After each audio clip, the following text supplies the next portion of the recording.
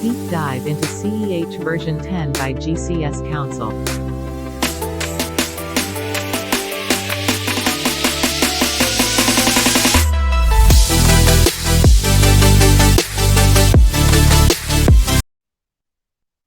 Okay, सो अब हम लोग बात कर लेते हैं इंफॉर्मेशन सिक्योरिटी के जो एलिमेंट्स मैंने आपको ओवरव्यू में बताए थे। इंफॉर्मेशन सिक्योरिटी के ओवरव्यू में मैंने आपको समझाया था कि क्या 3 बेसिक हमारी सिक्योरिटी किस तरीके से रहती है, उसमें क्या एलिमेंट्स हैं। उसमें 3 एलिमेंट्स मैंने आपको बताए थे, CIA यानी कॉन्फिडेंशियलिटी, इंटीग्रिटी और मैंने आपको अवेलेबिलिटी के बारे में बताया था। तो उसमें सबसे पहला पार्ट जो आता है वो कॉन्फिडेंशियलिटी आता है। यानी कि कॉन्फिडेंशियलिटी होता क्या है एक्चुअली, कि हम ये मेक श्योर करते हैं कि जो भी हमारा सेंसिटिव या सीक्रेट डेटा है वो सिक्योर रहे, राइट। सो कॉन्फिडेंशियलिटी का मतलब क्या है कि हम ये करेंगे कि जो भी ऑथराइज्ड पर्सन है सिर्फ वही उस डिजिटल रिसोर्स के साथ काम कर सकता है, राइट। हम ये देखेंगे कि कोई अनऑथराइज्ड पर्सन तो उसमें नहीं आ पा रहा है, उसमें एक्सेस तो नहीं दे रहा है। ये चीज़ जो करना होता है ये कॉन्फिडेंशियलिटी में आता है, यानी कि सीक्रेट, कॉन्फिडेंशियल मतलब सीक्रेट, तो सीक्रेट्स को मेंटेन करना, वो सारी चीज़ कॉन्फिडेंशियलिटी के अंदर आती है। 2 तरह के होते हैं डेटा एक्चुअली। अगर मैं डेटा की बात करूँ, 2 तरह के डेटा होते हैं इन जनरल। एक तो होता है कि जो डेली जो है एक नेटवर्क में आता है या जाता रहता है, यानी कि मतलब एक नेटवर्क के अंदर वो हमेशा मूव करता रहता है, मोशन में रहता है हमेशा वो डेटा, राइट। एक ये हो गया। सेकंड होता है हमारा जो डेटा रेस्ट में, यानी कि जो पड़ा हुआ है, हमेशा वहाँ पे पड़ा रहता है। फॉर एग्जाम्पल जब कोई डेटा है जो कि कोई भी मीडिया स्टोरेज है, जैसे कि सर्वर्स के अंदर, लोकल हार्ड ड्राइव्स के अंदर, क्लाउड के अंदर, तो वो जो है वो डेटा रेस्ट के अंदर रहता है, राइट। और जो हमेशा मूव कर, जैसे कि हम लोग वेबसाइट्स में कॉन्टैक्ट बना रहे हैं, राइट, तो वेब सर्वर से कुछ फाइल्स वगैरह मूव कर रही हैं, तो वो सारी जो है मोशन में है। जो सेकंड आता है कि जो डेटा रेस्ट में पड़ा हुआ है, 2 तरह के डेटा होते हैं, राइट। तो इन सब की जो इन दोनों की सिक्योरिटी को डीप में अगर हम जाएंगे तो दोनों की सिक्योरिटी भी अलग अलग तरीके से मेंटेन की जाती है। सो डेटा जो मोशन में है, अगर मैं उसकी बात करूँ तो उसकी सिक्योरिटी आप लोग इस तरीके से देखते हो कि जो इंक्रिप्शन है वो हम लोग लगा के रखें, यानी कि डेटा इंक्रिप्शन सेंड करने से पहले और सेंड करने के बाद बना रहे एक नेटवर्क के अंदर। दूसरा ऑप्शन जो है हम यूज़ कर सकते हैं इंक्रिप्शन के साइड बाय साइड, वो ये है कि हम एक सेपरेट नेटवर्क बनाएं सेंसिटिव डेटा के लिए। और जो अगर मैं बात करूँ जो डेटा हमारा रेस्ट में पड़ा रहता है उसकी अगर मैं बात करूँ, तो उसके ऊपर भी हम लोग इंक्रिप्शन लगा सकते हैं मीडिया ड्राइव के अंदर, जो स्टोरेज रहता है उसके अंदर, सो दैट कोई उसको आसानी से पढ़ ना पाए in case of theft, right. Next हमारे पास आता है इंटीग्रिटी। इंटीग्रिटी की अगर मैं बात करूँ तो हम ये नहीं चाहते कि हमारा डेटा जो है मैनिपुलेट किया जा सके, कोई भी अनऑथराइज्ड पर्सन आके उसको मैनिपुलेट कर दे रहा है, तो हम ऐसा नहीं चाहते। तो उस चीज़ को करना हम लोग उसी को इंटीग्रिटी कहते हैं, राइट।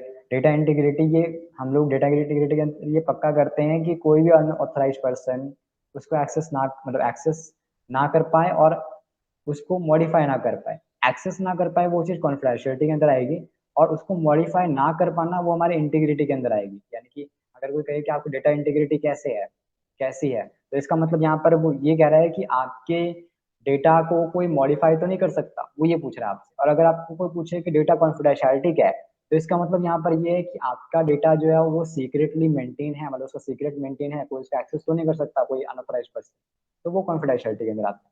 कॉन्फिडेंशियलिटी मतलब कि आपका डेटा सीक्रेट बना रहेगा, राइट, उसको कोई अनऑथराइज्ड पर्सन एक्सेस नहीं कर सकता।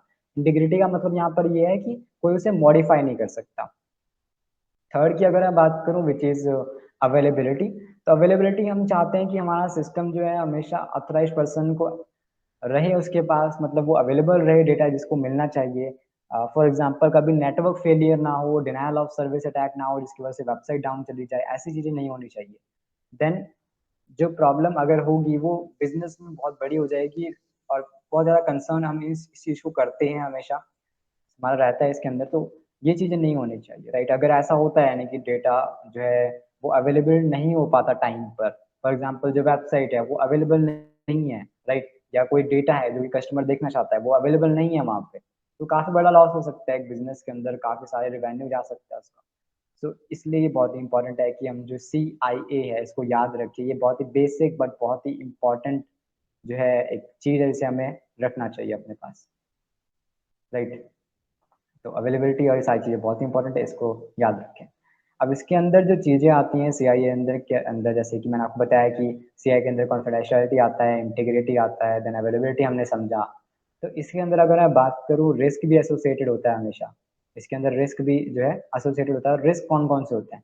अगर मैं बात करूँ कॉन्फिडेंशियलिटी की, तो कॉन्फिडेंशियलिटी के अंदर जो सबसे पहला रिस्क आता है कि प्राइवेसी लॉस होना, या कोई अनऑथराइज्ड एक्सेस कर ले उसको, जो आइडेंटिटी थेफ्ट होता है, वो इसके अंदर आता है।